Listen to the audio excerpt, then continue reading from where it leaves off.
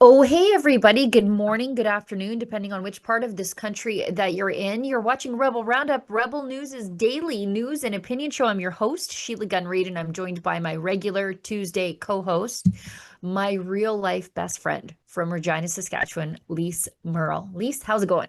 Well, hello, my beloved Sheila Gunn Reid, and hello, Canada. It has been the longest 5 days since I've seen you Right. last. I mean, to say that I am on fire about our lineup today is just not an understatement. We got the Brookfield octopus misbehaving and maybe being hauled into line. We have our friend Fred Hahn, leader of CUPE, acting up, and Acting wildin'.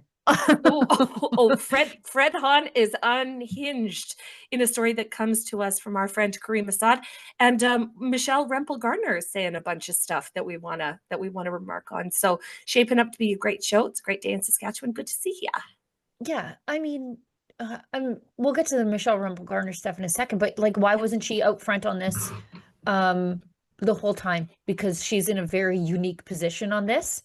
Mhm. And I thought it was kind of the right tone for the Yes, conservatives to take. yes. Um, just perhaps just a little too late. Well, If that had like been said during the election campaign, I would have felt a lot better. along with a handful of other contentious issues that the Conservatives should have been on and didn't because they Yeah, were receiving bad advice. So right. maybe now that they're not receiving that bad advice, we're going to see some more conservative actions coming out of the party, and that's great. Right. And I guess maybe it has a lot to do with Polyev being in Alberta. And it's a different sort of conservatism out here, a braver He's got kind. he's got a different sphere of influence in Alberta than he did in Ottawa, and this is a good thing for him. So Yeah. Yeah. The coffee shop at Stettler is a little different than the one in Ottawa, Carleton, that's for sure. yes. Let's get into the self-appointed foreign affairs minister, trade minister of all of Canada, Ontario's Premier Doug Ford, who ran that disastrous, selectively edited, offensive to American conservatives ad of Ronald Reagan during the Blue Jays game, if I understand correctly. And he said that it was the most successful ad ever. Uh, Not sure about that, Measured by Doug. what? Yeah, by Measured what by standard? what? uh he says a lot of people saw it, right? But if it costs thousands of Canadian jobs, Yeah. is that really success? I don't know. Like I said yesterday, it's like somebody who makes a sex tape to become popular. I guess. I mean, at the end of the day, you've become popular, but think of the damage you've done along the way. And that's Infamous. Those are those infamous, are those are infamous moments. Those aren't right? fame makers, they're infamy makers. And there's a huge mile wide difference between doing a good job and building bridges and destroying the biggest and most important trade relationship that we have in Right, Canada. Like, way to go, Doug. Doug Ford Gilletted himself. Do you remember how in right. COVID, or yeah, in But just COVID or before before, COVID, yeah, during the Me Too movement, Gillette, a men's razor company, came out with an ad that basically took the side of Me Too, like was through the lens of the Me Too movement instead of their consumer who were males. Okay. They slapped the hand that fed them, slapped the hand of the end consumer. And do you know what happened? Gillette got abandoned in droves. They lost yeah. billions of dollars. And But like this is exactly what Doug Ford's just done.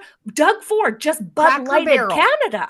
He Cracker Yes. Barreled himself. This is Um, it, I'm sure you viewers at home have a lot to say about this. We talked about this a little bit yesterday, but it's still going on. I don't know why these people have to learn everything the hard way. And it wouldn't be so bad if Doug Ford were just doing this to himself. But he's made himself the avatar of all Canadians for some reason. And again, you look at this as an Albertan and you're like, yeah, this is why a lot of us are saying this ain't for us. same for Saskatchewan. Yes, Yeah, we're looking at what Doug Ford is doing and saying and going, yeah, the Canada, it's not really, it ain't our thing. It ain't our it's bag, just, baby. Like you can do it. If you want to hitch your wagon to Doug Ford, that's your business. But maybe we don't want to. We want to yeah. unshackle ourselves from these. people who are, destroying relationships that we are trying to repair out here in the West. But if you have some things to say about this, friends at home, you can leave them in the form of a Rumble rant. That's their paid chat. If it's over the $5 US cutoff, you'll see it right on air, but we do our best to read the ones that fall under that, of course. If you're watching us on YouTube, it's called a super chat. That's your paid chat. Same rules apply, but there's also an extra way that you could support our independent journalism, and that's through a paid comment if you miss the live version of the show. And we ask this out of course, fealty and love for us, if you have some of that, but also because we don't take any money from the government to do our journalism, and I think it shows. So we want to keep it that way. And so, of course, we ask our viewers at home to help us on our mission to tell the other side of the story. We've got a video from Doug Ford, who is he takes a jab at Danielle Smith, but he accidentally takes a jab at himself, if you're paying attention, because punches himself in the face. Stop it, Doug. You're hurting yourself. Stop it, Doug. You're hurting yourself. So he says, of course, Danielle Smith doesn't like Ontario's anti-tariff ad. And then I'll just let you watch Doug Ford just pull the trigger on his own foot here. Just watch. Well, sure enough. Yeah, well, of course, Danielle Smith doesn't like the ads because she's not getting her auto annihilated, her manufacturing, her steel, her life science sector. She has a commodity called oil that Americans need and want. So she's going to be fine. Ontario won't be fine if we sign a lousy deal. I'd rather have no deal than a terrible deal that will cost jobs here in Ontario. So we have a product that the consumer wants. And he admitting that that he doesn't have a commodity that the Americans want, that they can get it elsewhere? That steel and aluminum can come from other places? Is that what he's saying by default? Kind of sounds like it. Doesn't sound like a nation building exercise to me. If you hear Doug Ford Team Canada right there. Ooh, that doesn't. Westerners don't like the sound of that. We'd rather have no deal than a bad deal for Ontario. Well, you just sunk Ontario's ship, not us. Right. Not us. You did that, Doug. Yeah. And everybody else for that matter. I mean, thank goodness our premier has been doing her best to outreach into Republican circles to sort of insulate us from this nonsense. But can you imagine if she had bent to the pressure of the Team Canada elbows up crowd early on, when everybody was calling her a traitor? Yep. How bad things would be out here. And if you want to know how bad it's, follow the idiot.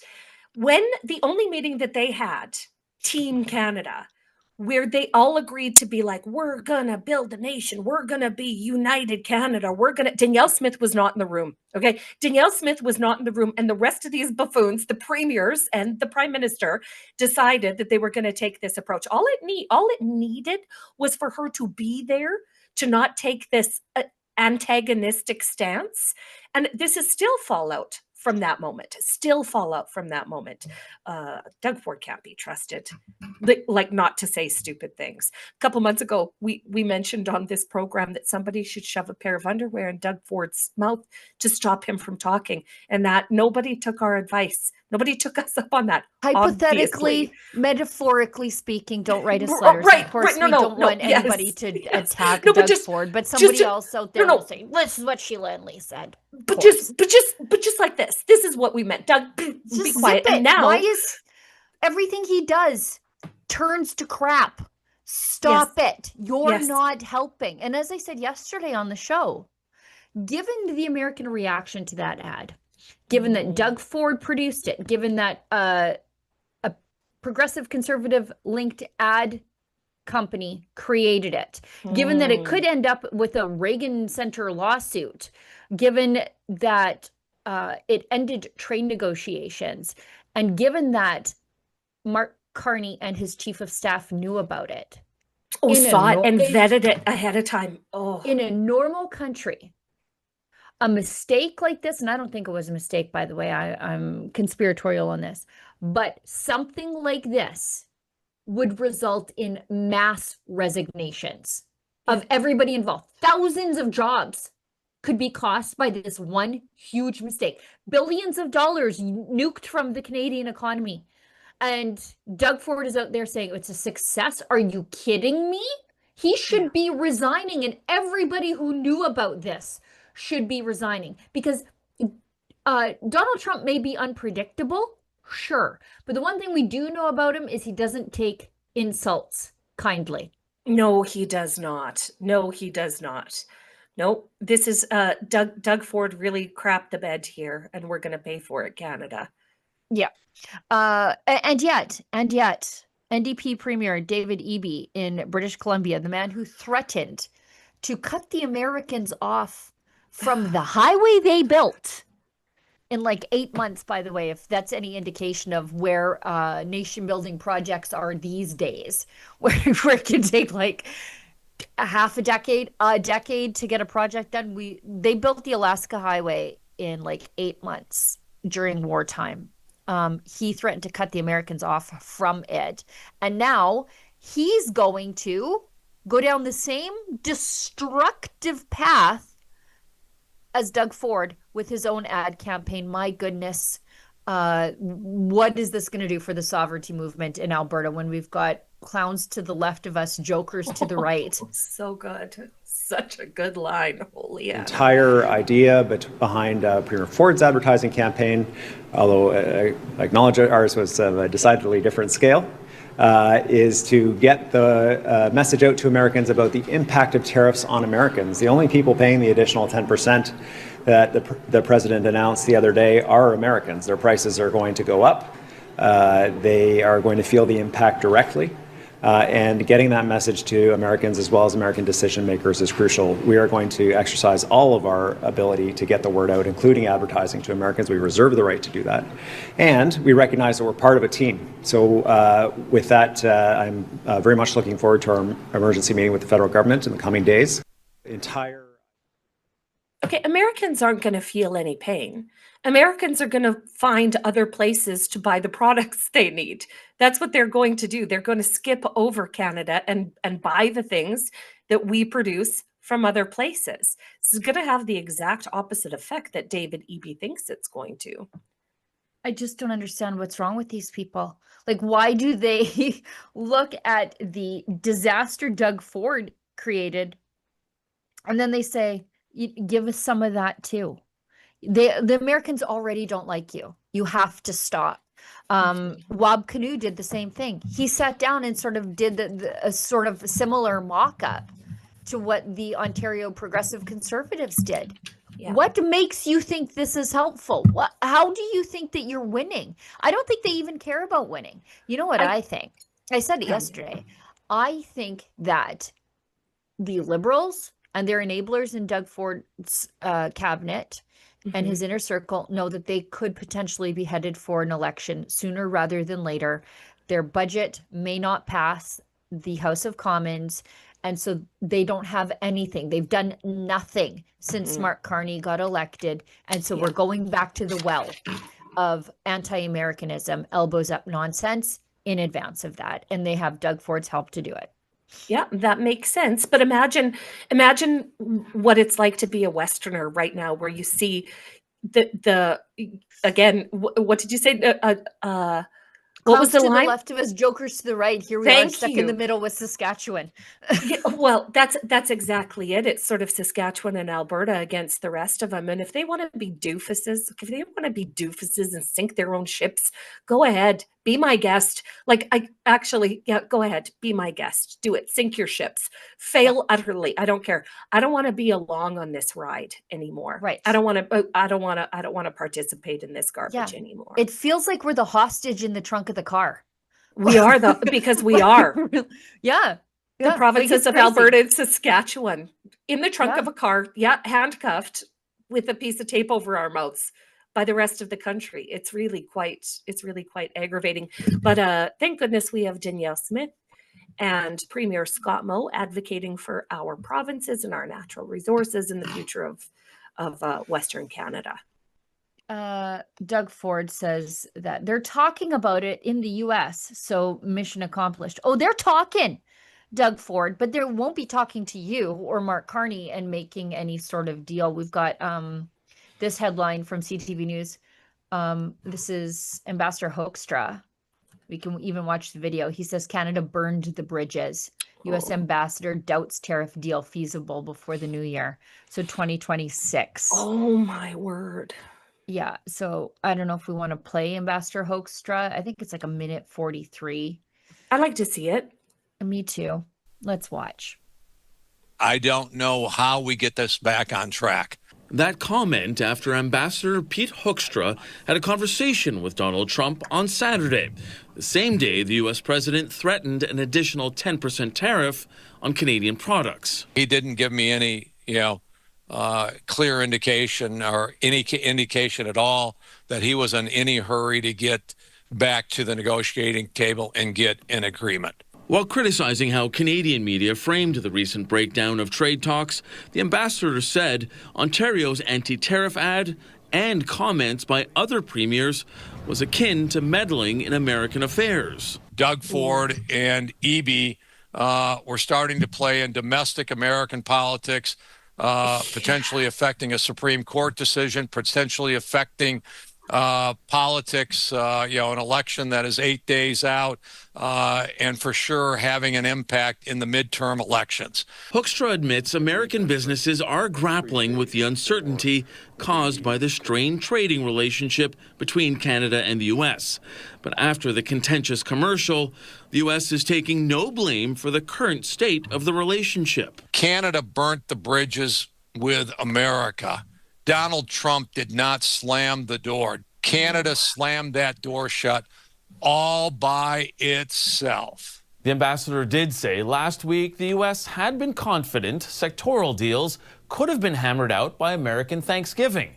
But now Hoekstra says he doesn't know what it'll take to get people back to the table in a constructive and positive mood. Omar. Ooh, he said, I don't know how we get this back on track, which is code for the government of Canada is off the rails. That's another way to say that. And basically what it comes down to is now the United States is viewing Canada as foreign interference, or as the government of Canada has undertook foreign interference. You think the Americans are going to think well of this? You don't think they're going to have a visceral reaction? Of course they will. Oh, this is a disaster for the government of Canada. Yeah, this is really bad. And Doug Ford is still calling it like the best ad campaign ever. Well, but what we're learning here is that these guys live in such a cloistered, nepotistic environment. Everybody that Doug Ford knows and is paying, or makes their living off of Doug Ford being premier of Ontario, is telling him that he is doing a great job. And it's up to the people of Ontario to rein him in, because obviously, destroying a relationship that's as important as the one we have with America shouldn't be left to continue much longer. Yeah, I don't know how everybody in Doug Ford's circle isn't telling him that this is an absolute catastrophe. What he's done. Yes. Yeah. We also have this headline from the National Post. A moment of honesty from the energy minister. Not that I agree with him, but I'm glad he is telling us the truth. Can Canada build a new oil pipeline? That's over focusing on a hypothetical. Mark Carney's values energy minister says, I think Canada can build many things.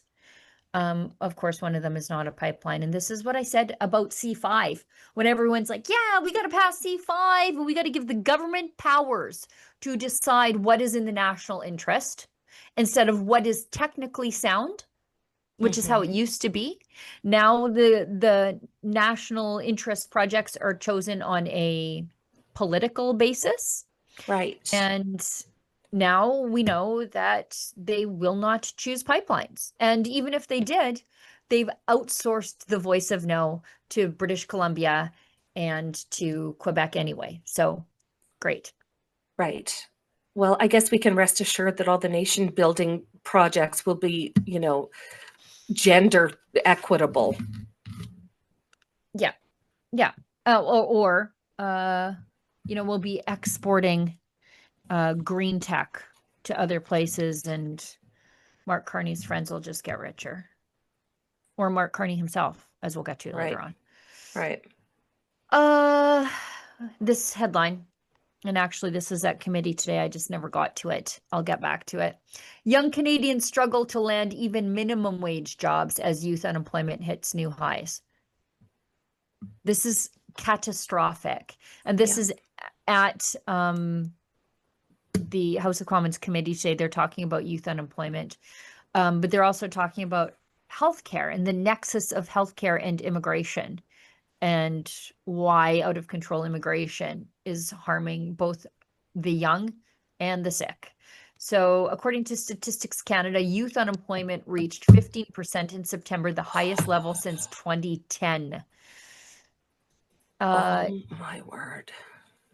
And they said it's like, this is crazy. One girl they spoke to put out 100 applications this year, and she finally landed a job, and she's 16. 16-year-old kids used to be able to walk into anywhere and get a job. That's right. Fill out the form. 4 times. Here's your uniform. You start on Tuesday. Exactly that.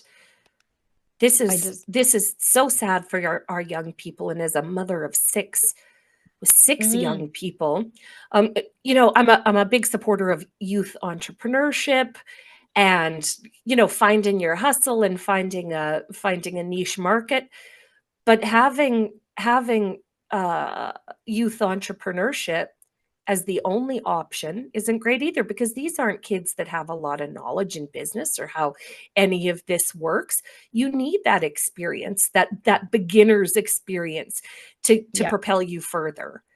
And this is so sad for our young people. Look at that. Look at those numbers. Like, this is something that is going to damage our future economy when we have an entire generation of people who don't know how to work. Yeah. Like, this is catastrophic. And then when you go to your coffee shop and you look around and you don't see a single young Canadian working in this store, this is why. That's problematic. And we all see it. We all see it. If you leave your house and buy anything ever, you'll see this. The way that this is being reflected in especially the retail market. Yep. Okay, let's move on, because we talked about this off the top of the show. Michelle Rempel Garner. She stood up in the House of Commons and she said something that we have been saying since the very beginning. Conservatives need to take the heat down, put the elbows down, and start talking about what the Liberals have done to the relationship we have had with the Americans, which I maintain is the single greatest trading and cultural and military relationship in the history of humanity. And it has been quite an accomplishment, and I mean that in the worst possible way, that the Liberals have managed to completely dismantle it with their garbage and their nonsense and their help from Doug Ford. And so Michelle Rempel Garner, who is married to a military veteran from Oklahoma, stands up and she reminds people about our friendship and our affinity for our American friends, and it should not be thrown away for politics. Lately, there's been a lot of terse words said about Canadian-American relations, so today I'd like to try something a little different. For generations, Canada and the U.S. have shared the world's longest undefended border, fought together on the battlefield against evil, maintained strong trade ties, and joined our nations through marriages like mine. The peace, freedom, and prosperity we have shared has helped to bring stability to the world. To continue, we must each safeguard our economies and societies through smart policies, strong militaries, robust protections for our democratic institutions, and frankly, by seeking to understand the complexities that each of our nations face in our hopes and challenges. So I'll do my part by saying to Master Sergeant Jeffrey Scott Garner Sr., I love you, my husband, a proud American to the core. Thank you for loving me as I stand for my people while also providing me with important perspectives about your nation. May we all continue to strive for prosperity and peace between our nations. The free world is counting on us to get it right. Gorgeous. Yeah. Gorgeous. I mean, I see some people online who are like, why did she have to make it personal? And I, I'll take that criticism for sure. But there are plenty of people who are married to Americans and Americans married to Canadians who are stuck on both sides of this stupidity. And it is true. When we fight, the world is less safe and stable. So could we get the Liberals to figure that part out? Yeah, well, no, because the liberals don't appreciate that with the change in government in the United States when Donald Trump became president for the second time, that there was going to be a new set of rules. And the Liberals have just decided, well, we don't want to follow the rules of the United States. We're not going to play the United States game. We're going to take our ball and go home. And I thought that speech by Michelle Rempel-Garner was a humanizing and quite beautiful ode to our relationship with the United States. This is not a person who's thrown in the towel.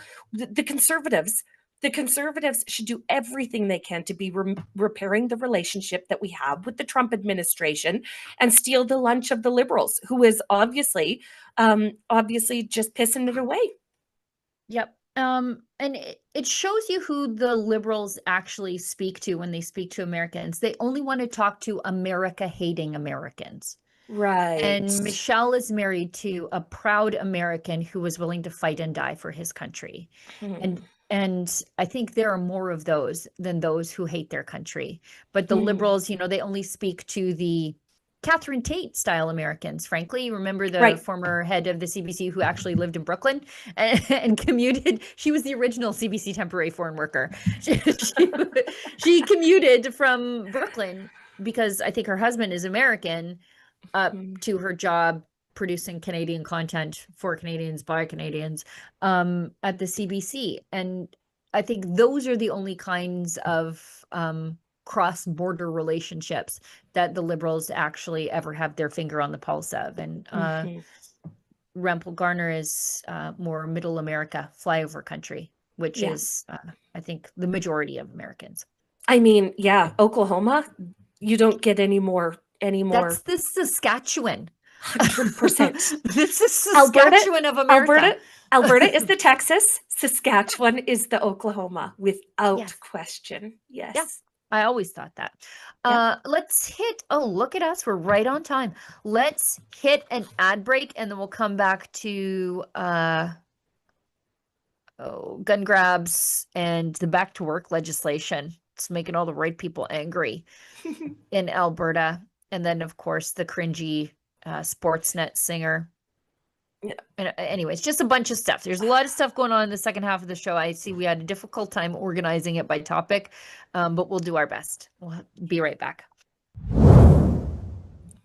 Gun bans make great distractions. Trudeau may be gone, but Carney has picked up his same rhetoric. We will quickly, and I mean quickly, reinvigorate the buyback of Hunters, collectors, competitors, and defenders of tradition are still being targeted, while criminals run wild under Liberal policy. But we are fighting back. Join us. Canada's National Firearms Association, in defense of freedom. Don't settle for being on the rate of last resort if you don't have to be. Check your most recent electricity bill. If it says the words rate of last resort on it, then there are likely better options available for you. In fact, you could save hundreds of dollars per year by switching plans. Check your bill, then go to ucahelps.ca to explore your options. You will likely find a better rate and could have hundreds more in your pocket by the end of the year. A message from the Government of Alberta. Do you agree with me? It is time to make Canada great again. And that is why we at Rebel News have teamed up with MCGA Hats to introduce, the fashion sensation of 2025. Oh, and by the way, these beautiful hats They are made in Canada. We don't rely on cheap imports coming over from China. So what are you waiting for, folks? Show your pride. This is the perfect thing for a patriot to wear, or maybe there's a patriot in your life that you would like to gift such a hat. Please go to mcgahats.ca. That's mcgahats.ca. Don't be shy about it. Wear this cap. Let everybody know you want to make Canada great again.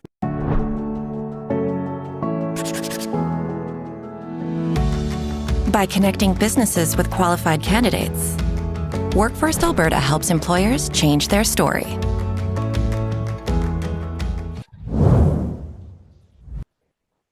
Just noticed that Work First Alberta ad, which is directly addressing what we're talking about. Instead of making sure that it's easier for places like the CBC, Tim Hortons, and your local lube shop to get an LMIA, labor market impact assessment, which is your permission to hire a temporary foreign worker, we're actually saying, you can't find an Albertan, we'll help you. Don't give us that garbage. We'll find you one. Prioritizing the people of Alberta, and that's so good to see. Now, speaking of prioritizing the people of a province, Scott Moe, big dog energy on the Evan Bray show, talking about Mark Carney's gun grab and the federal overreach. And he basically said, yeah, not in Saskatchewan. Thanks so much. I don't want to spend all my time on the public safety stuff because there's a lot of it in there, but there's others I want to get to. But the firearm thing caught my attention. Any details on how that's going to roll out, ensuring firearm owners who have their guns taken as a result of this federal buyback will receive fair compensation? So first, you won't have them taken in Saskatchewan because you would need a provincial license to go out and gather up guns, and that is currently an unfunded department, that licensing department in the province. So no one will be out taking firearms in Saskatchewan that have been deemed illegal by the federal government. However, the federal government has now chosen to depart from what they did with handguns and criminalize the ownership of certain long guns. And so there may be some folks that want to voluntarily bring their guns in and turn them over to the federal government. And what we're saying is there will have to be an evaluation done on those guns. They'll be run through our ballistics laboratory, and they'll have to be paid for by the federal government before anybody can even voluntarily turn their firearms over. But nobody's licensed in the province, nor will they be in the foreseeable future to come and gather up in any mass way people's firearms. Okay, I want to shift gears. Let's go to... You know what? That is brilliant. I don't know if you people at home just picked up what he was putting down there. He said, we made it a law that if you want to be involved in the gun grab in Saskatchewan, you have to be licensed through the province. But currently, that is an unfunded government agency. And so what that means is we won't be licensing anybody to do it. Right. So you have to be licensed, but we're not going to license anybody because we're not funding that department. Yeah, it's perfect. Scott Moe has done a really good job at building walls between the people of Saskatchewan and the overreach of Ontario. In this capacity for private ownership of whether it be property or guns or whatever, Scott Moe is really, really on the ball. I wish that he would build more walls between Saskatchewan and Ottawa, especially as it pertains to our education sector and our natural resources sector. But in this case, he got it all right. I mean, Saskatchewan has made massive investments over the last several years in taking back policing, public safety. Yeah. All sorts of initiatives that sort of flow along the same path, and this is another example of it. Nobody's coming to get your guns, Saskatchewan. No, like literally, we're just we don't have any money to do it. There's no money there. We didn't fund the agency. Oopsie daisy. Yeah. I like how brilliant way of doing an end run around federal overreach by using provincial jurisdiction and the power of the purse. It's so smart. If they could do that for natural resources and education, I would be the happiest person on planet Earth. But credit where credit is due. This is excellent for the people of Saskatchewan. Just so clever. Excellent. It's just so darn clever. Good for him. Now, in Alberta yesterday, after a nearly 4-week long strike, after 23 years of not striking. I wonder what provoked them into striking after 23 years. Could it have been the fact that you can't trans our kids behind our back anymore or give them perverty books? The timing is a little bit sus, as the kids say. And yep, and they're running into Danielle Smith, an absolute fortress, who is the left and the NDP are using words like, we're gonna go to war over this. Strike. Yeah. Right? We're gonna go to war over this. This is a showdown. And Danielle Smith just in her free time goes, okay, you guys, you want to rumble? Fine, let's rumble. And she dropped the notwithstanding clause, which just puts joy in my heart. More Western premiers should use the notwithstanding clause on more issues. But these teachers, these poor teachers, my heart does go out to them, these ATA members. They have to go to work on Wednesday. Okay, you guys will survive, just like me and Sheila. The ATA members will have to go to work on Wednesday. You guys will be fine. You'll survive. But this is shaping up to be a super interesting situation in Alberta. Yeah, they got to go to work on Wednesday, and then I got a letter from the school that says, but don't worry, we're still going on fall break right away. Of course. So back on vacation for a week, are you? Okay. We wouldn't want to catch the kids up or anything. Yeah. And I see a lot of, for example, Naheed Nenshi, our NDP leader, saying, you're taking away teachers' charter rights by ordering them back to work. I don't want to hear a word from the left about charter rights. But okay, that's fine. Then let's do it this way.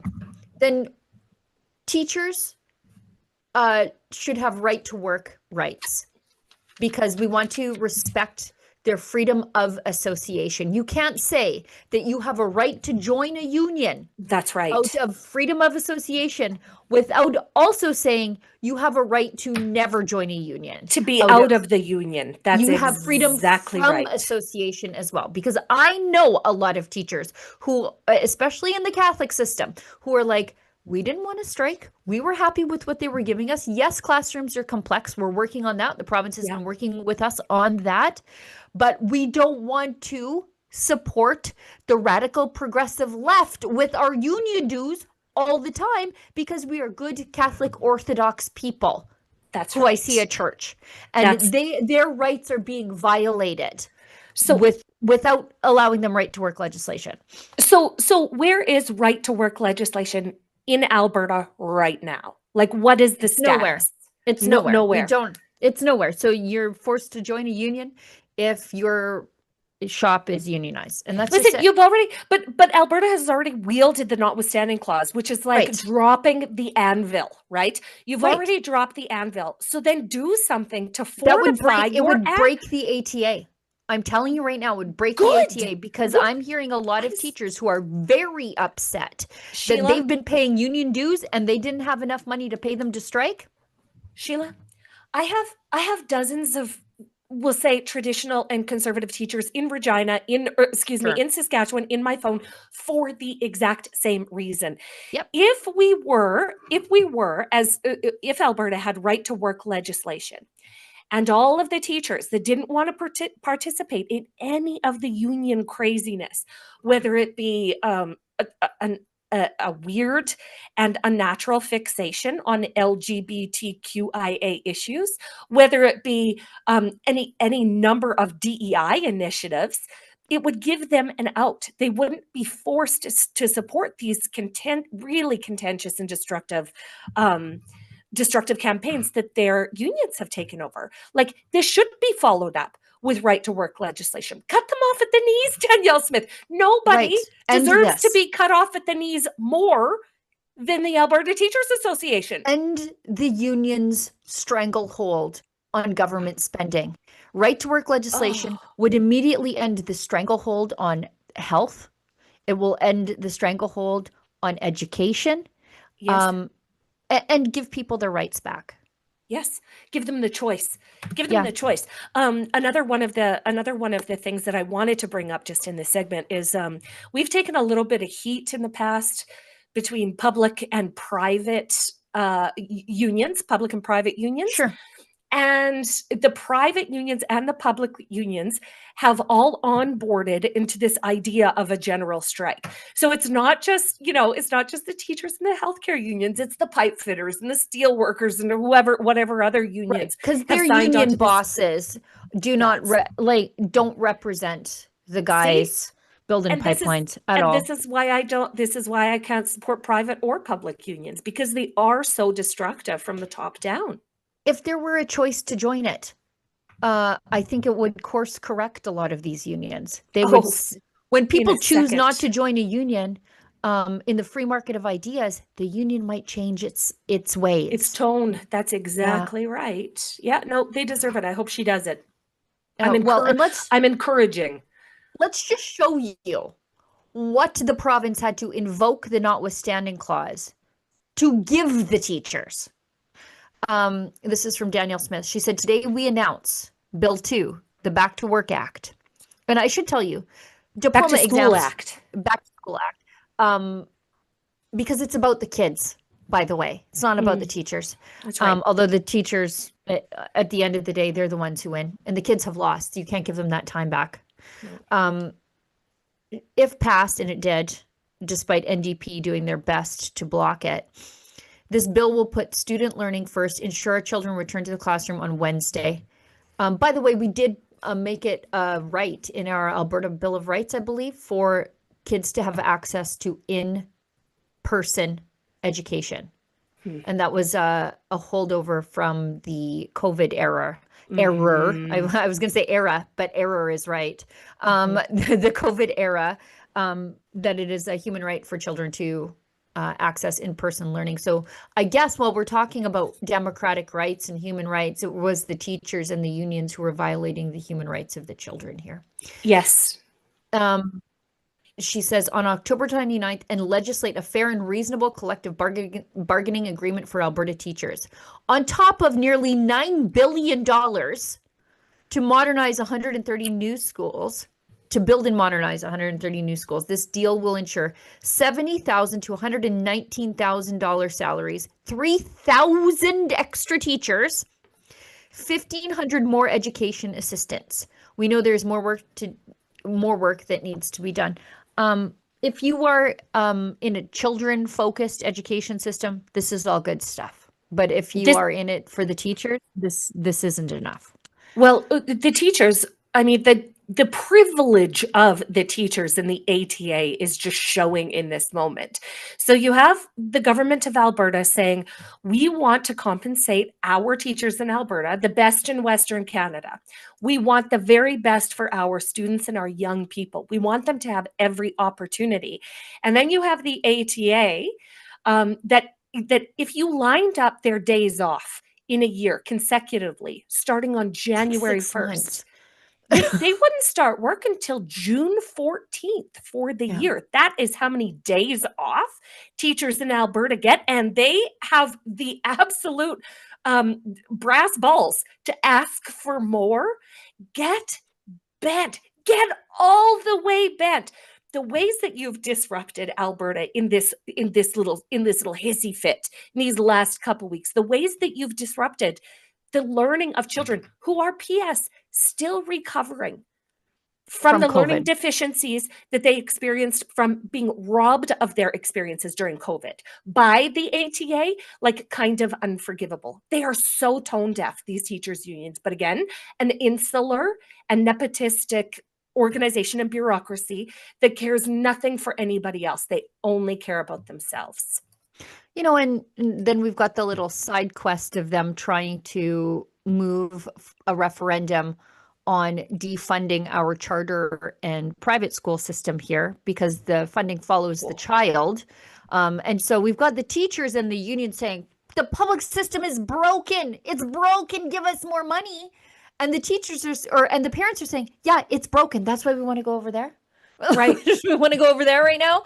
Right. Where those kids, by the way, are not on strike. Right. They're learning. They've got better outcomes and they're learning. Yep, that's exactly right. But this is a fight that's happening across the nation of Canada. This isn't unique to just Alberta. The way that public schools are being really abused by teacher unions, abusing parents, abusing teachers, abusing governments. This needs to get reined in across the board. So with you here in spirit, people of Alberta, and really wishing Danielle Smith would take these guys to the mat once and for all. I look forward to it. And one small way that she can do this is to approve fast track more charter schools. Just fast track the daylights out of them. The ways that she should defund public education in Alberta and Saskatchewan, I will say this, the ways that we should defund public education across the country of Canada, like it's just nothing is more important. Attach the money to the kid like we do here in Alberta.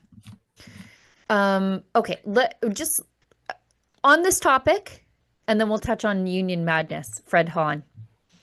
Because I'm full of jokes on that one, and I'll just keep them to myself for a second. Don, this is from Dwayne Bratt, who he likes to fancy himself to be the middle of the road, but he's definitely not. Mount Royal University political science professor.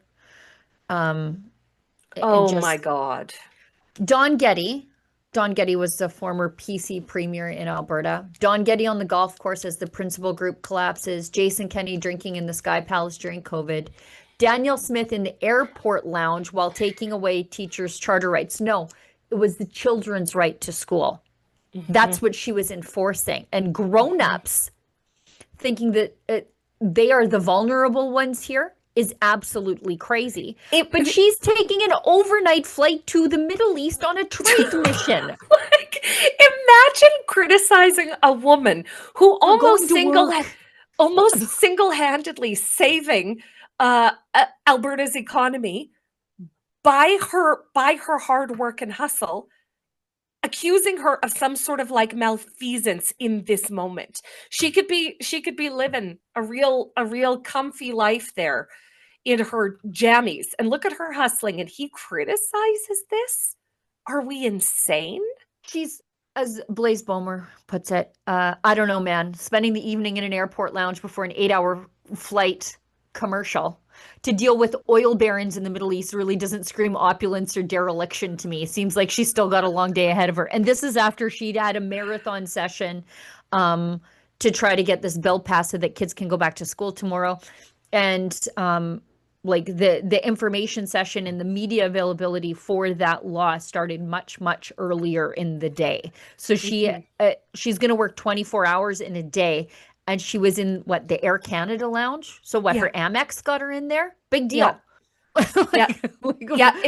Exactly that. No, she's the Energizer bunny. This is Energizer Danny right here. Oh, and let's not point out, let's just not glaze over, excuse me, that Alberta teachers, the ATA went to a spa to hammer up their deal. Remember that? The Nordic Lounge at Kananaskis, so where they held the G7, that's where they were doing their negotiations while claiming poverty and not being able to pay teachers who are on strike. 165 days off a year, you guys, and they're criticizing her for taking an overnight flight, sleeping in her clothes, and unrelenting for probably 48 straight hours for the people of Alberta. That's kind of tone deaf. Donald Trump energy there. I love it. I love it. Okay, let's just bump ahead to, while we're on the union madness here. This is Karim Assad, QP president, Ontario. Is he no longer the QP president? I believe they ousted him. Is that right? They did. Yes, they did. In one of his roles. He still has another one. Yeah. Like QP, there's QP National and then there's QP Ontario. And I think he still has, he's holding a QP Ontario flag. So I think he was ousted from QP National. So I watched this and like out of the corner of my eye, I was like, why is Rosie O'Donnell assaulting Karima's videographer? Oh God. This is what happens when men get oversoyed.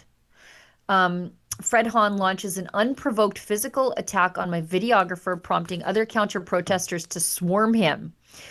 Canadian Anti-Hate Network board member Nigel Bariff sings in the background. Yep. You fascists are bound to lose. Who's he singing to, Fred? Or Karima? I guess. I don't. Anyways, let's watch this. This the union movement right here. Don't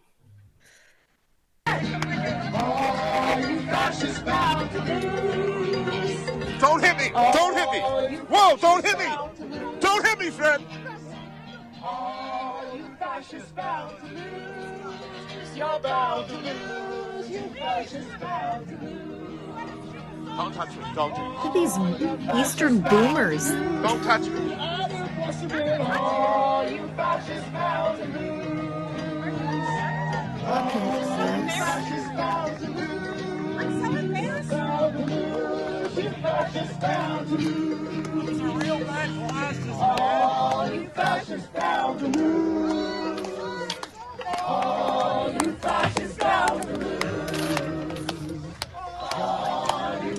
Everyone is welcome. Did you see this? Everyone is welcome here.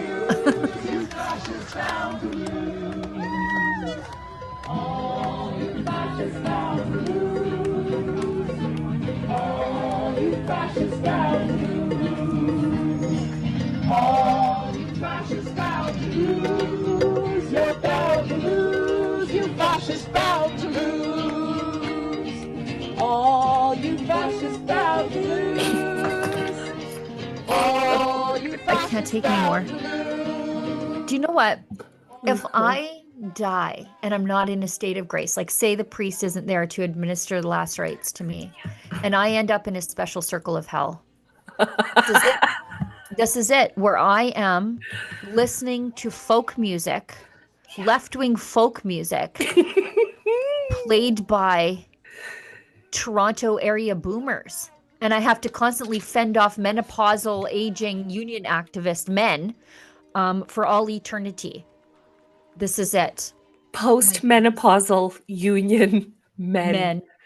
Yes. Low testosterone. Oh, think of the bone density there.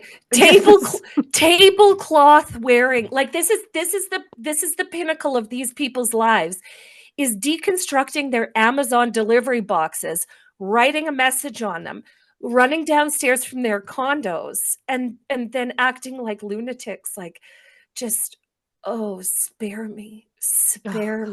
It's just this is the culmination. If this was the culmination of my life, I'd be so embarrassed. Do you know what? There's something he said. Oh gosh. I can't look at him and not think of the Mucinex Snot Man. I'm telling you, they're the same person. Also the Lamisil goblin. Like the one that's on like the like toe infection goblin. This is modeled off of Fred Hahn from Cupid. And I don't looks like Rosie O'Donnell. Tell me that's not Rosie O'Donnell. It sure looks like it. I mean, separated at least birth, maybe. Rosie O'Donnell did the Americans the courtesy of moving away. Fred Hahn, he's hunkered down for the long haul. I will maybe Palestine would take him. Maybe Palestine would take him. We volunteer Fred as tribute. Right to Ramallah. Off you go.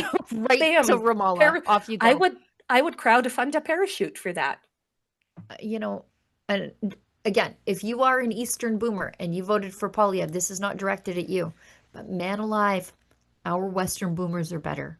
Like ours are arch conservatives. They've lived through their fair share of Trudeau's. And they don't like them. They're extra conservative, and it just pains me to see the voting habits of their Eastern counterparts. I mean, honestly, this makes me look forward to the new country. Oh my God. Anyways, speaking of that, the new country, I want to touch on this from our friends at the Alberta Prosperity Project. They flagged this to me last night, and so they sent a post-rally press release to the mainstream media. They didn't have to send it to me because I was there. But they sent it to the mainstream media liars. And they sent one to a Post Media local newspaper. Okay. And it's the Spruce Grove Examiner. So this is one of the bedroom communities. And I should tell you, Spruce Grove and Stony Plain, conservative places. Mm-hmm. Actually, it's coal country. Spruce Grove, Stony Plain, sent to their reporter/editor, because these newsrooms are shrinking. So he's the reporter/editor for both of these publications, Josh Thomas. And they said, they sent their press release quoting their numbers, and their numbers are based on the police estimates there, but also drone footage and then analysis of the drone footage. And so, it could, but police on the ground told me 5,000 to 6,000. Drone footage suggests maybe 10, maybe 12, maybe twice that. And it's difficult when you're in the crowd to get a concept of the size. Yeah. Especially as people are coming in, they're leaving, and the legislature plaza is like 2 levels. So you have to go up to the top. Like, it's enormous. It's static. Yeah. And if you don't have a very high vantage point, it's tough to tell. Yeah.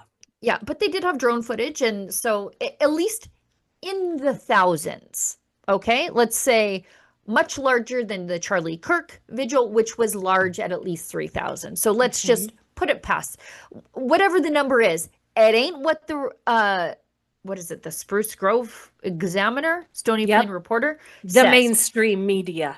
Oh, okay. And I should tell you, the Post Media is the single largest recipient of Trudeau's bailout bucks to the right. Like it's like $115,000 a week or something that these guys get. Holy hell! Not this outlet, but the company as a whole. Like, it is a lot of money, plus all the other benefits and blah blah blah that they get. So you would think that they would have the manpower to get in their vehicle and go to this enormous rally, right? Like I did. And we're much smaller than Post Media, and we have no government handouts to do it. But this is what government handouts do to you, okay? So he writes back and he says, this rally did not have 1,000 people, let alone 10,000. Alberta is not and will never be a sovereign nation. Stop sending this divisive, misleading, factually incorrect rhetoric to our publication, please. This is the editor. He should be fired. This is Post. You're not an opinion. You're not an opinion columnist. No, and there is a mile wide difference between a standard newsroom and opinion. Then he goes on to say, there is no evidence to suggest Alberta could survive as a sovereign landlocked nation. Can I introduce you to Kazakhstan? But I suppose he's the editor of 2 local publications that nobody reads and has to survive on government handouts. So I can't expect him to know these things, but Kazakhstan for sure. And that's an oil producing country, but he knows best. Separation is a farce. We are not interested. It's not about you. What's your name again? Josh Thomas? It's not about you. It's about the news, and it's about the people of the area. They are entitled to the news, not filtered through you. You want to be partisan, that's great. I am. But don't pretend that you're not partisan. That's my problem with this. That's exactly right. And don't and even when, like, even though we work in conservative media, right? We're honest about that. We're honest about that and how that influences our take on things. But what Josh does here is basically deny the Alberta Prosperity Project of what actually happened that day. Josh should have been a witness to that day. And that's journalism. Accurately reflected what he experienced there. His own biases and beliefs be damned. But he doesn't do that. What he says is, which is a kind of unforgivable, stop emailing me. Stop emailing me, Alberta Prosperity Project. This is never going to work. This is never. You had several thousand people out there that said that it absolutely is going to work. So, Josh, I look forward to you moving out of the new country when it happens. Well, or you know what, Josh? You could be first on the publish train. an op-ed debunking what the Alberta Prosperity Project is saying. Instead, you just do a bunch of series of Canada tree stories. I went and looked on your LinkedIn. Real stuff, really blowing my hair back. With your groundbreaking local coverage. You have a major separatism rally. And this is an issue that the Americans are even interested in. You do a lot of local bureaucrats pat themselves on the back stories. And you should, I guess there's a dignity in work, I guess. But are you really moving the needle in the world there? I'm not so sure. He says there's no evidence to suggest Alberta could survive as a sovereign landlocked nation. Watch us.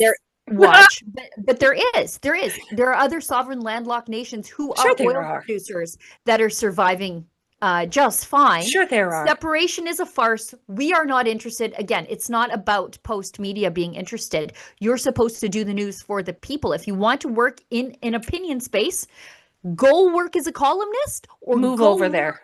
or go work for one of the other But publications. as the whatever left-wing- editor, and Yeah. as the editor, this is absolutely egregious.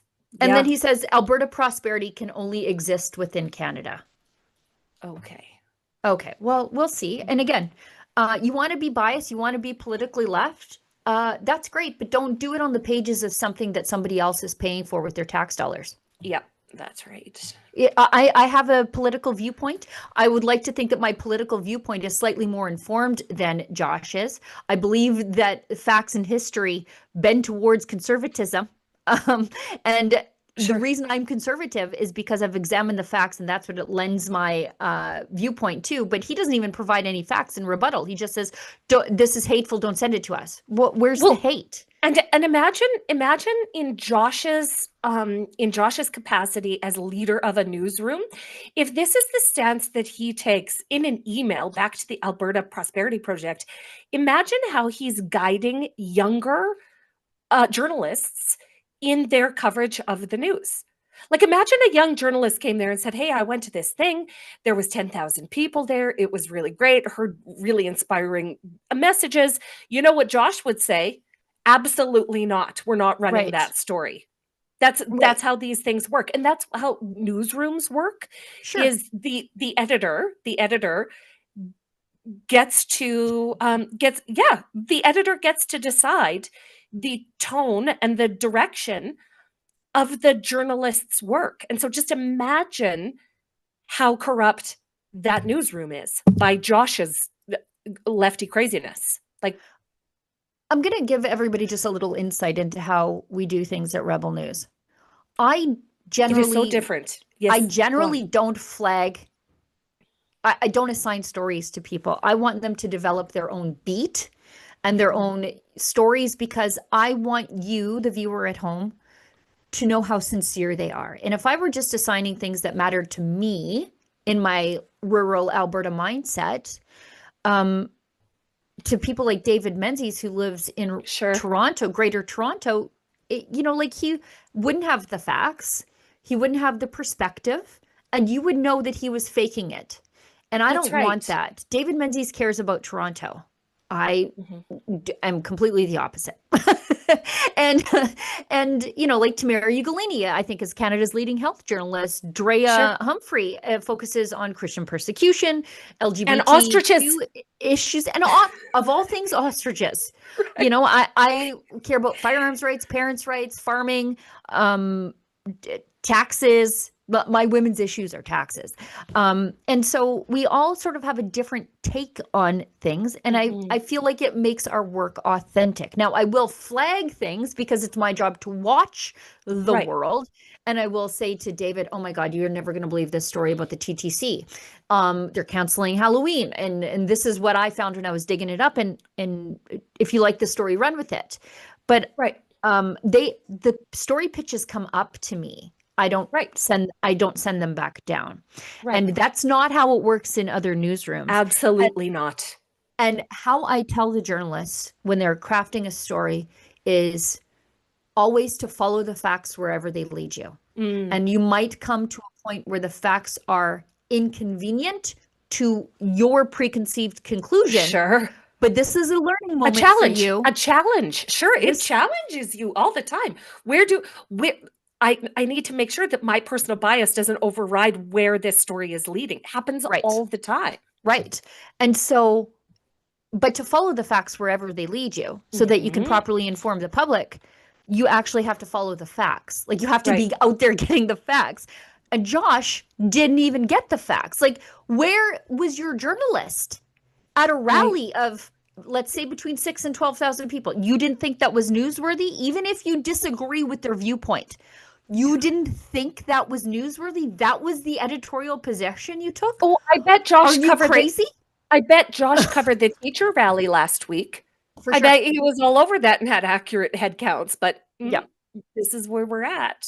Anyways, this is the state of news. And then you wonder why they keep needing bailouts. It's because they deserve a market correction.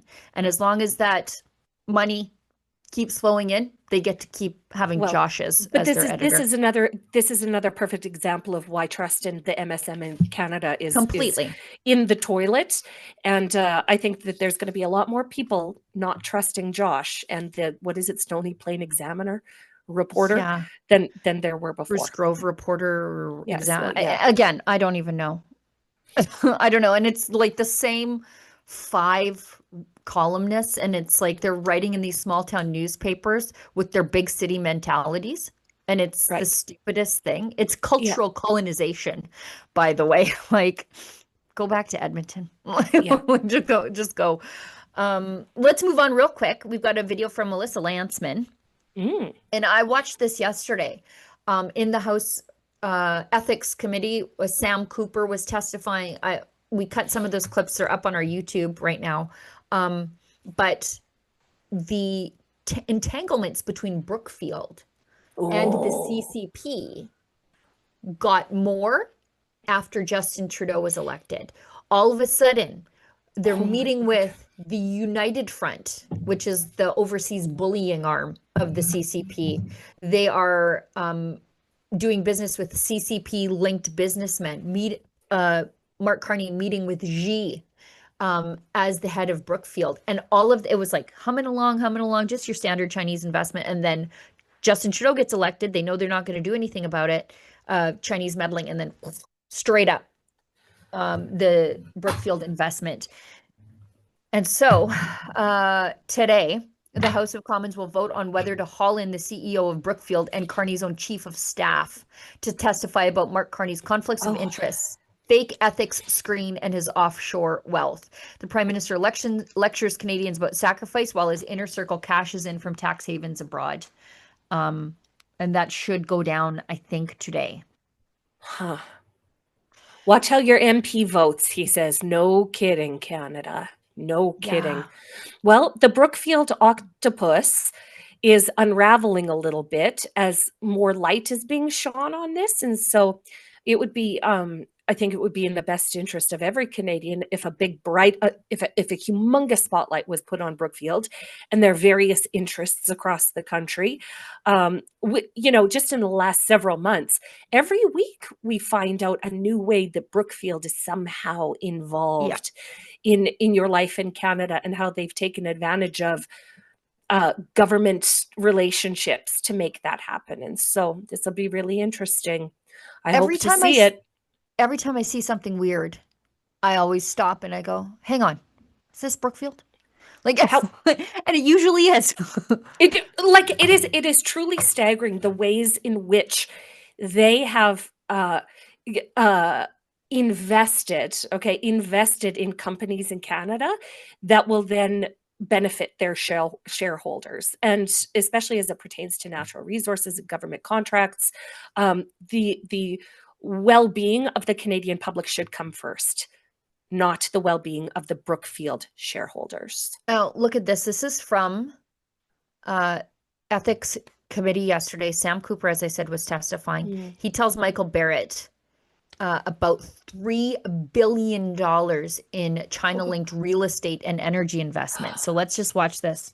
We can't build a pipeline. $3 billion in real estate and energy investments in China. Let's just watch. Your reporting notes that Brookfield maintained over $3 billion in politically sensitive investments connected to China and its state-linked real estate and energy companies. Can you explain how Prime Minister Carney's role in Brookfield's ties to the regime in China?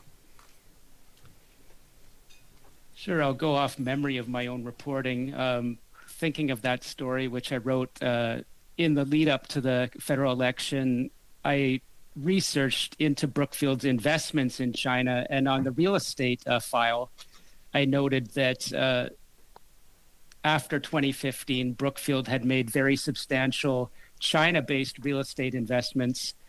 And due to my knowledge of Beijing's United Front networks, I noted that one of the key Hong Kong investors connected to the projects in which Brookfield was investing was part of China's political consultative conference. that was important to me because the Central Intelligence Agency notes that people on that high-level Chinese communist entity are involved, the CIA says, in Beijing's sort of global United Front networks. That's how the Chinese Communist Party brings influential people together. So I noted in my reporting that for Brookfield to get access to that same type of investment project on a major real estate deal in China, together with a very elite Hong Kong real estate tycoon, certainly in my learned opinion, it would take a special kind of access to get that kind of deal. So then tracking forward through when Prime Minister Carney joins Brookfield, in the surrounding years, I noted that the real estate market in China had plummeted. At some point, Brookfield needed to secure some, let's call it sort of a re-injection of capital, and it turned out that it emerged that the Bank of China, as others have reported, was involved in bridging some capital to reinfuse that deal in China's troubled real estate market. So stepping back from that, I noted that people in Mr. Carney's position in Brookfield, Mr. Carney also traveling to China to meet with senior Communist Party officials around the timing of the Bank of China, assisting Brookfield with their real estate investment. That would certainly, in my mind, raise, the questions around access and influence. Yes. Mr. Carney I think was that's the good. chair at I think that's good. There's one more clip that I'm going to find, but while we find it, do let me just say that China's real estate crisis is in a severe downturn after falling property values, developer bankruptcies, and a significant slowdown in housing sales. So in 2021, the Evergrande Group, this is another huge real estate investor, defaulted. And so all of a sudden you have billions of dollars worth of stock in the real estate market that doesn't have a market to sell to. So the $3 billion that Brookfield has done in deals with this Chinese government is sort of like a bailout. Like Brookfield has been bailing out the Chinese government because of these huge losses in their real estate market. So do we want to, as the government of Canada, wade into that? I would argue not. I would argue it's none of our business. And that testimony shows that Mark Carney is willing to literally do deals with the devil. The United Front is the offshore bullying people of Chinese expats. We heard about them during the Foreign Interference Commission. And the their links to foreign interference in the 2019 and 2021 elections. So we also heard that not only was Mark Carney meeting with the United Front in China, which is terrible, but he was also meeting them on Canadian soil in the exact riding where the United Front and other CCP-linked entities started a disinformation campaign that targeted Conservative at the time MP Kenny Chiu. He was meeting with the disinformation peddlers who everybody knew was responsible for the WeChat campaign of lies against Kenny Chiu. That's who Carney met. We have that clip here. It was Cooper v. Cooper. Michael Cooper versus Sam Cooper at the Ethics Committee. Earlier and Prime what Mr. Carney's meeting, which he denied at first, as you know. Sorry, we've got two there. Let's try that again. It's a short 42-minute clip. Go ahead. Individuals affiliated with the United Front at the Jiangsu Chamber of Commerce in Mark, that wasn't the only time that Mark Carney met with United Front leaders during the Liberal leadership, was it? He also met with United Front leaders in Steveston, Richmond East, which was the epicenter of the disinformation campaign by Beijing against Kenny Chiu, correct? Quick response, Mr. Cooper. I recognized from open reporting from my colleague Bob Mackin in Vancouver that video evidence did show that United Front associated members were at that meeting with Mr. Carney. Okay, thank you. Yeah. So right up front, he met with the people who ran the last disinformation campaign. Why did we have the Foreign Interference Commission? What came out of that? Except knowledge for the Liberals of who was the most effective in spreading Chinese disinformation, so you could go back to them for help. That's exactly what happened. And you just have to ask yourself, is Mark Carney acting in the best interest of Canadians, or is he acting in the best interest of Brookfield, who is eventually going to benefit economically from bailing out the Chinese government? Like this, it is all just too conflicted to be able to forgive, or to overlook. Right. And I said to Ezra yesterday on his show, because he asked me, like, Sheila, do you think we'll ever get a pipeline project done in Canada? And I said, not as long as Brookfield has investments in pipelines in other places.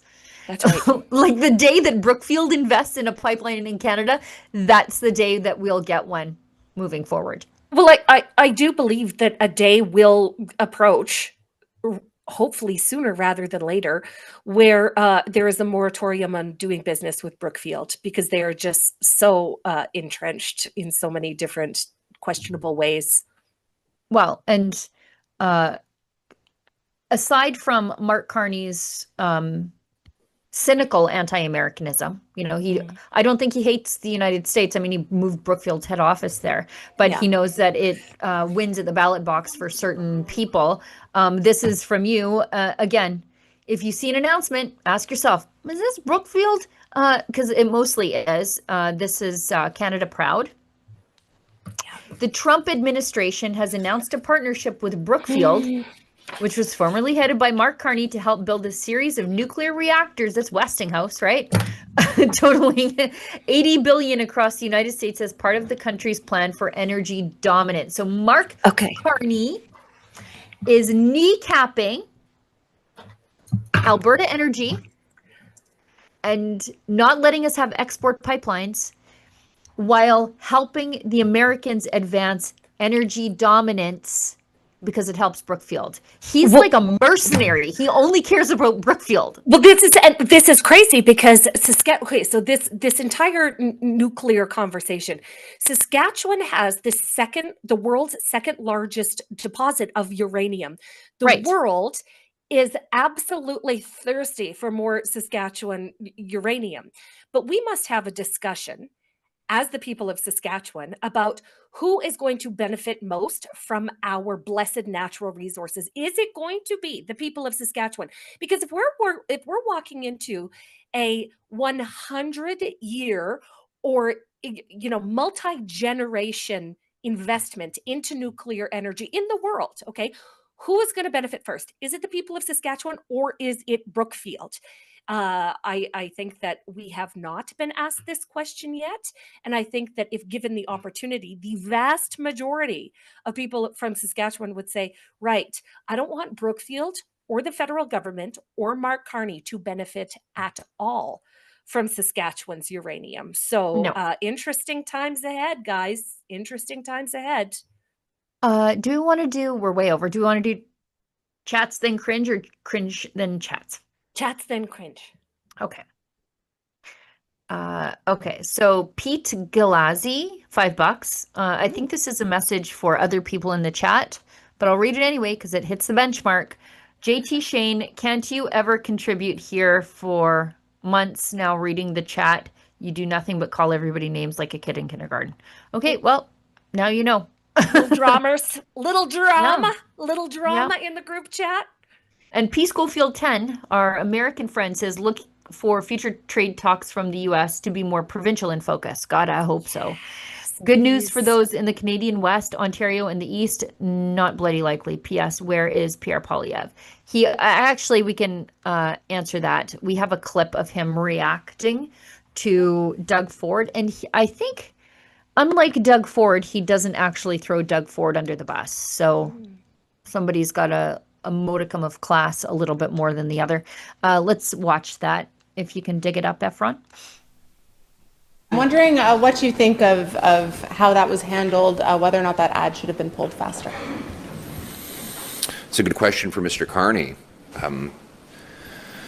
Mark Carney approved the ad, and then he claimed after the ad started running that the ad was the reason why no deal happened. So it's time for Mark Carney to come clean. He claims he was on the verge, once again, claims that he was on the verge of getting a deal. Then he approved the ad, and then he blamed the ad for the fact that there is no deal. So the reality is that premiers are stepping up to fill the void left behind by Mark Carney's broken promise. He said he would negotiate a win. He said he would have a deal by July 21st. Still no deal, still no win, still no elbows, still no jobs. If I could. And now Mark Carney is looking for someone to blame for his broken promises, and he's blaming an ad that he approved. So it's time for Mark Carney to stop blaming others and start keeping his promises, his promise being that he would get a deal, that he would lower the tariffs, and that he would get the job done. He has not done that. That's nicer to Doug Ford than he needed to be. Yeah. Because I would have said some premiers are stepping up, like Danielle Smith, and others are stepping in it, like Doug Ford. Doug Ford had no problem throwing Poilievre under the bus during the campaign.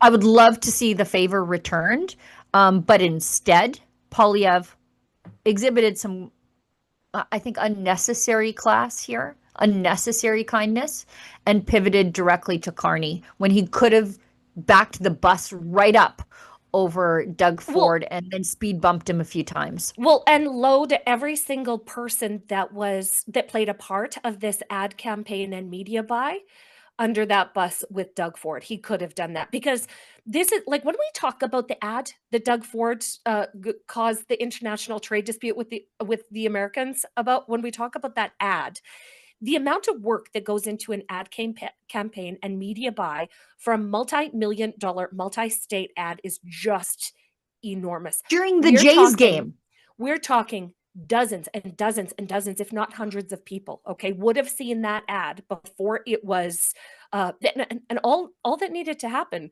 was somebody, and I think Poilievre was sort of getting to this in a real roundabout way, was somebody to say, the buck stops with me and this is not going to be helpful. That was Mark Carney's job, and he did not do that.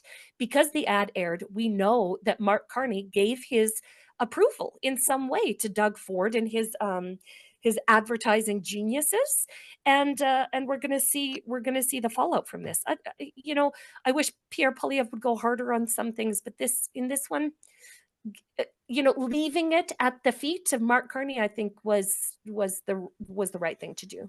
Yeah. I would just like to see Doug Ford called out for his stupidity. Me too. And yeah. But that's our job. I mean, if Pierre Poilievre does that, what are we going to do?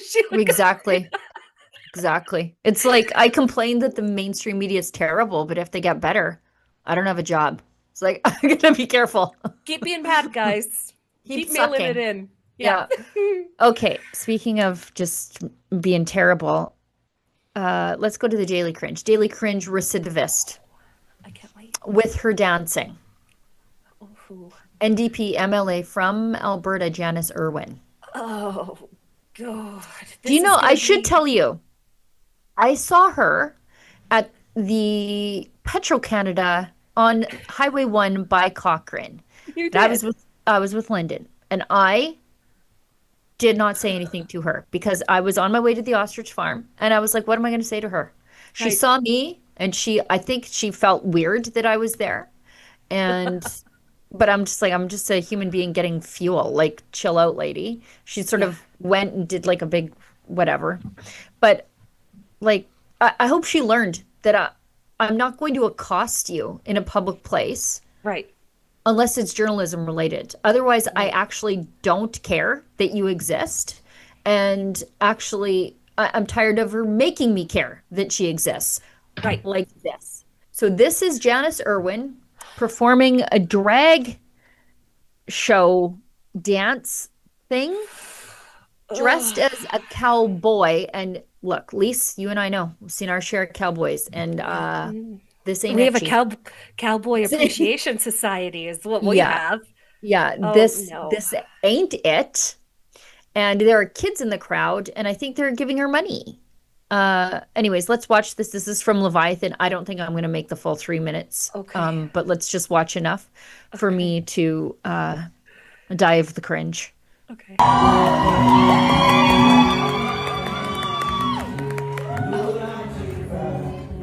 my God.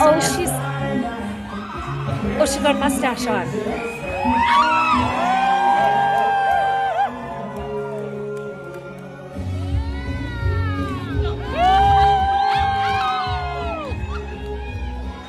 My culture is not your costume, lady.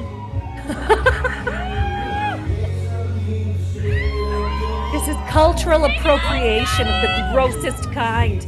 Leave the cowboys alone. I'm so offended. I'm so offended. I like this song and everything, and it's ruining it for me. Right.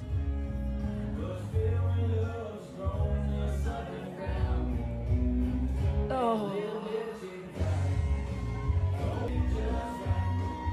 Ugh, she's back. Yeah, they're throwing money. Oh, with her rainbow neckerchief. She looks like my Joe Exotic costume from a few years ago. Rainbow Exotic. That's what she is.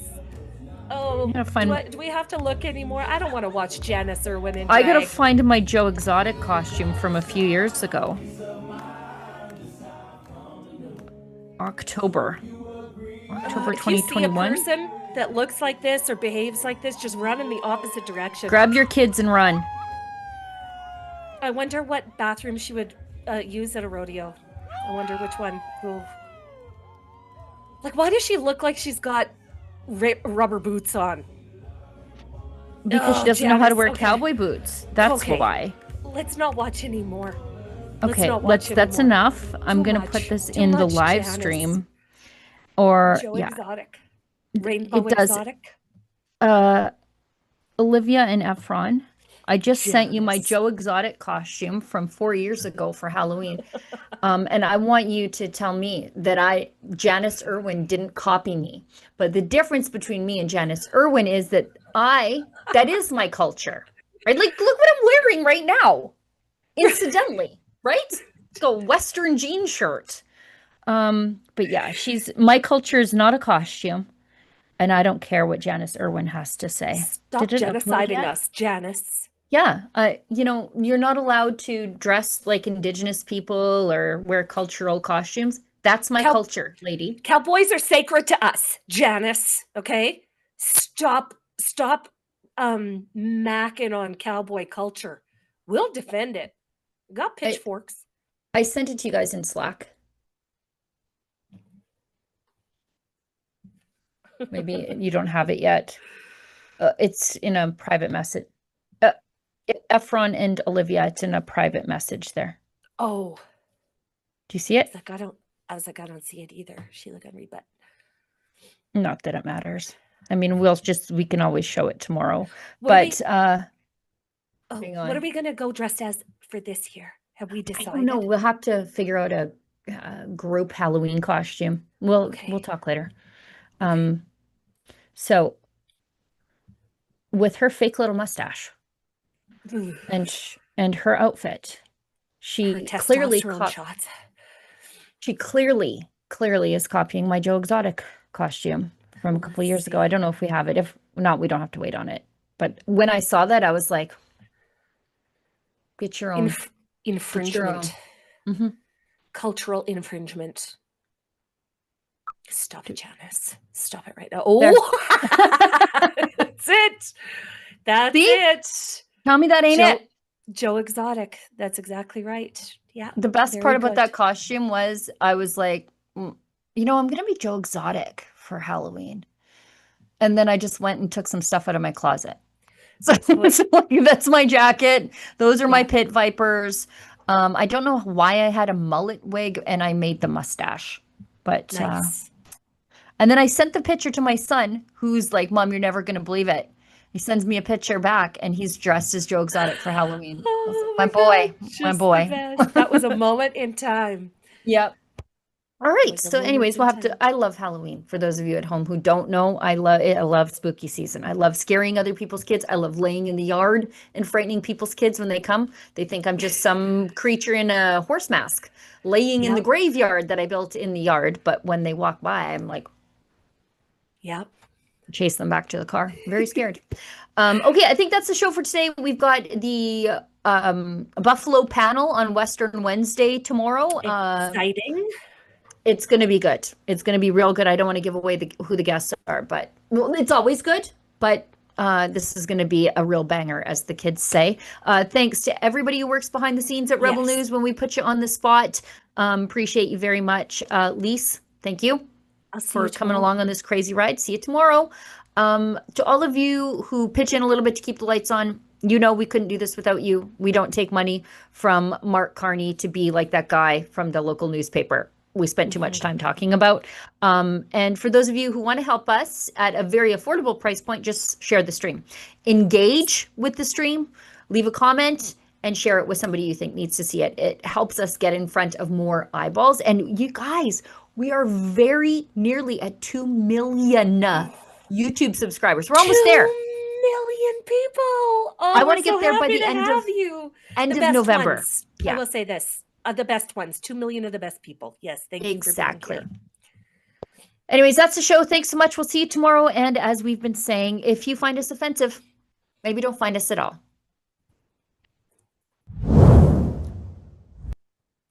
I love you. I'm gonna